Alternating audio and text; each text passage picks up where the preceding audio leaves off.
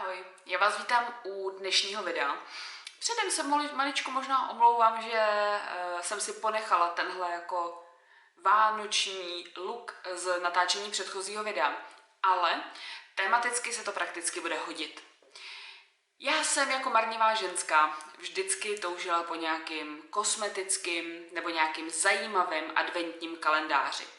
Ze všech stran na mě samozřejmě cílily reklamy zahraničních e-shopů a já jsem se rozhodla, je to teda trošku na popud mojí mamky, která mimochodem tenhle adventní kalendář má taky, tak jsem se rozhodla, že si udělám radost, to je taková krásná věta nás ženských, když si potřebujeme odůvodnit ty nákupy, že jo.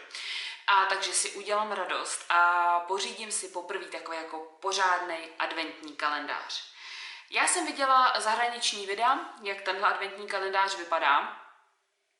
Když jsem ho šla objednávat, protože tohle není žádný jako sponzorovaný video, to jsem si koupila já sama, tak jako v takový euforii, že se to dostalo jako na náš český web, tak jsem ho jako objednala. Tenhle adventní kalendář prosím vás stojí 2390 korun, což je strašně moc. Tak jsem ho objednala. Asi za 2-3 hodinky jsem jako začala litovat, že jako ty peníze jsou jako špatně utracený. A když mi ten adventní kalendář přišel, tak jsem si řekla, jo, tohle, Luci, není vůbec špatný.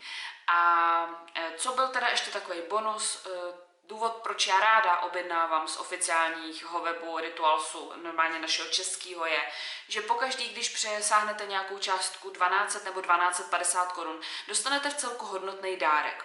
V objednávce, kterou jsem dělala před několika měsíci, tam byl takový jako setík s nějakou jako svíčkou a tak dále, s nějakou kosmetikou a tentokrát tam byl tenhle jako kuchyňský set. Tenhle kuchyňský set, který obsahuje teda 85 ml krému na ruce a 110 ml pumpičkového mýdla.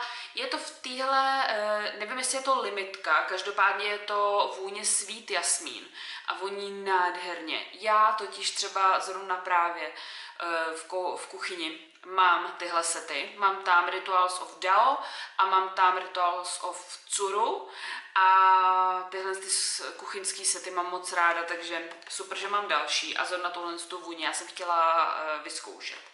No, teď něco k tomu adventnímu kalendáři jako takovému. Ten adventní kalendář je 3D, což znamená, že vy si prakticky z krabiček, který ten adventní kalendář obsahuje, sestavíte takovou vánoční vesničku. To byla první věc, která mě zaujala, že to není prostě nějaký jako bezduchý otevírání okýnek a vyndavání produktů Rituals, ale že to tak nádherně vypadá. Já vám v tomhle videu, a to doufám omluvíte, ten adventní kalendář neukážu celý rozbalený. Možná jste teď někdo zklamaný, ale věřte, že stačí vám pár prokliků na Google, pár prokliků na YouTube a celý tenhle adventní kalendář si můžete prohlédnout. Můžete se podívat samozřejmě i, co to obsahuje. Obsahuje teda 24 produktů značky Rituals.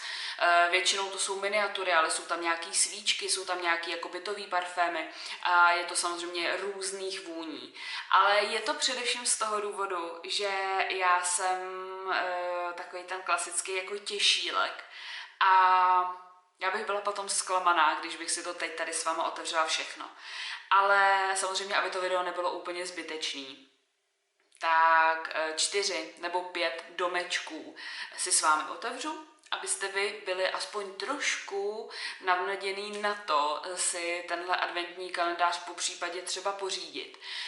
Ta investice je velká.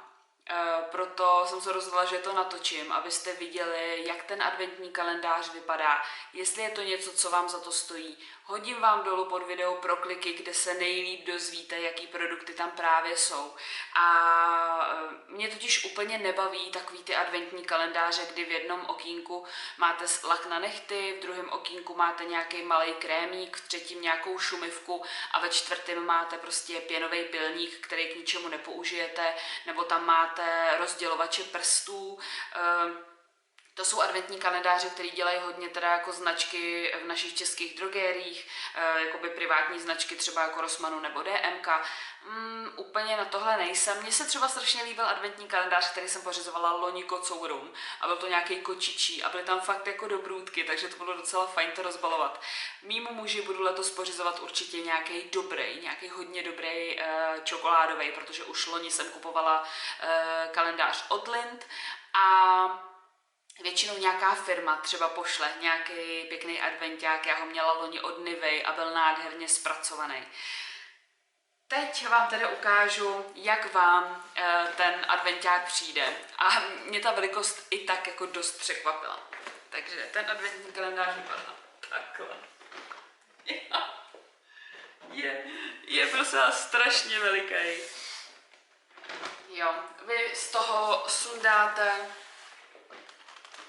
tohle horní, tak. Potom tady vzadu máte vypsaný vlastně všechny ty produkty, které ten adventní kalendář obsahuje. Tahle mašle je sundavací, takže ji můžeme... Počkejte.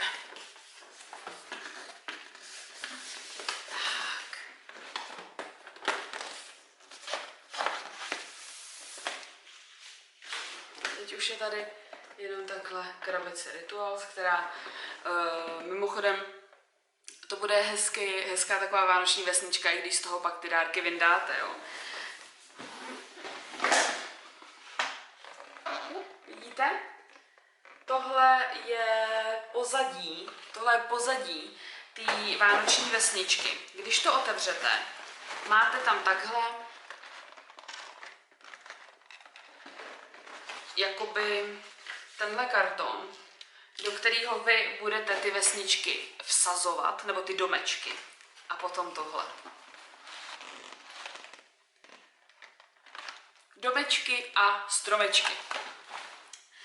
To balení obsahuje i světýlka, protože ano, opravdu tenhle adventní kalendář bude svítit. A potom obsahuje jednotlivý domečky. Obsahuje stromečky. A obsahuje pak ještě takovýhle jako mini domečky. Těch dárečků je tady opravdu 24 kousků.